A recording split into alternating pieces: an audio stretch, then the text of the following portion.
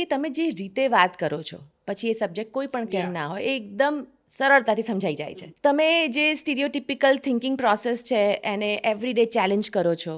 તમે એવા લોકો કે જે લોકો ખોટા કોમ્પ્લેક્સથી પીડાય છે એની સામે એવા મુદ્દા મૂકી દો છો કે નેચરલી જ એમને કોન્ફિડન્સ મળી રહે છે. આપણે શરૂ કરીશું આ જ સબ્જેક્ટમાં તમારા જીવનથી. જીવનમાં પહેલી વાર આ પ્રકારનો કોન્ફિડન્સ કે તમને એવું લાગે કે આ બધું જે આજુબાજુ થઈ રહ્યું છે, જે બધા નિયમો બની રહ્યા છે, ખોટા છે, એવું તમને ક્યારે ફીલ થયું? Interesting question.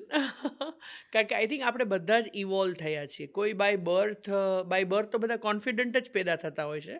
And then society happens, adulting happens to you, અને પછી ચેન્જીસ આવે, રાઈટ? હવે એને જ્યારે આપણે પડકાર કરીએ એ આપણો રીબર્થ હોય. તો મારા જીવનમાં I was always academically a scholastic person, right? મારું બાળપણ બહુ જ પ્રેમવાળા વાતાવરણમાં વીત્યું. મારા દાદા દાદી, મમ્મી પપ્પા, મારો નાનો ભાઈ, એટલે કોઈ સ્ટ્રગલવાળું મારું ચાઇલ્ડહુડ નહોતું. પણ એક જ વસ્તુ હતી કે I was a fat girl in this Indian society, right? Right. એટલે એક જે બોડી કોન્શિયસનેસ હોય એ ડેફિનેટલી હતી. હું મેડલ્સ લાવતી, ગરબામાં હું નેશનલ લેવલની ગરબા આર્ટિસ્ટ છું, મને હાર્મોનિયમ વગાડતા આવડે છે, સિતાર વગાડતા આવડે છે, ડાન્સ કરતા આવડે છે. એ બધા હોવા છતાં આઈ થિંક ધ હોલ સમાજ was oriented two this one question કે આને કોણ પરણશે? એટલે એક જે બોડી શેમિંગ થાય કે જોક્સ થાય બોડી વિશે, એ તમને બહુ કોન્શિયસ કરી દે. એટલે તમે જે કીધું મારા જીવનમાં એ કોન્ફિડન્ટ બનવાનો ટાઈમ ક્યારે આવ્યો? ઇન માય લેટ 20s, એટલે 28-29 years, right? I was happily married અને I was financially independent and I was married to a very body positive partner who is also a feminist. અને તમે financially independent હોય એટલે તમારામાં એક અલગ પ્રકારનો ડિસિશન મેકિંગ એજન્સી આવે, રાઈટ? તમારામાં એ પાવર આવે કે તમે તમારી લાઈફને તમારી રીતે જીવો. પછી then I started travelling abroad for conferences, મારું રિસર્ચ પેપર પ્રેઝન્ટ કરવા. અને મેં એસ્પેશિયલી યુએસમાં એ જોયું કે કોઈ પણ કોઈને સ્ટેર નથી કરતું. એ પછી કાળું હોય, જાડું હોય, દુબળું હોય, નીચું હોય, લાંબુ હોય, રાઈટ? મિની સ્કર્ટ પહેર્યું હોય કે ફૂલ બોડી સૂટ કવર થતું હોય એવું કંઈ કપડાં પહેર્યા, પણ નો બડી ઇઝ ઇન્ટરેસ્ટેડ ઇન એનીબડીઝ લાઈફ.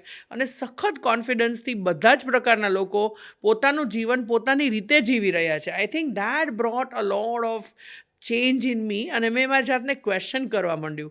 અને that is when I started experimenting with clothes that I always use to love to wear, પણ હું ક્યારેય પહેરતી નહોતી બિકોઝ હું તો જાડી છું, મારાથી પેન્ટ શર્ટ કેવી રીતે પહેરાય? How should do I wear a skirt? I should not wear, as if એક ગુનો હોય જાણે.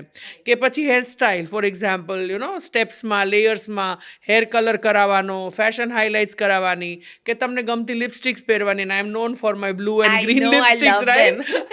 પણ એ બધું કરવાનો કોન્ફિડન્સ, તો એવું કહીશ કે I was always a fashionista by mind, પણ હું ક્લોઝેટમાં હતી. અને સમહાઉ આ બધાને લીધે આઈ came out of the closet. અને છે ને, it's not only about fashion, it's also about how you express yourself. એટલે તમારો એક્સપ્રેશનમાં ફેર આવી જાય જ્યારે તમારામાં કોન્ફિડન્સ આવે. So maybe that was my point of reference. Superb.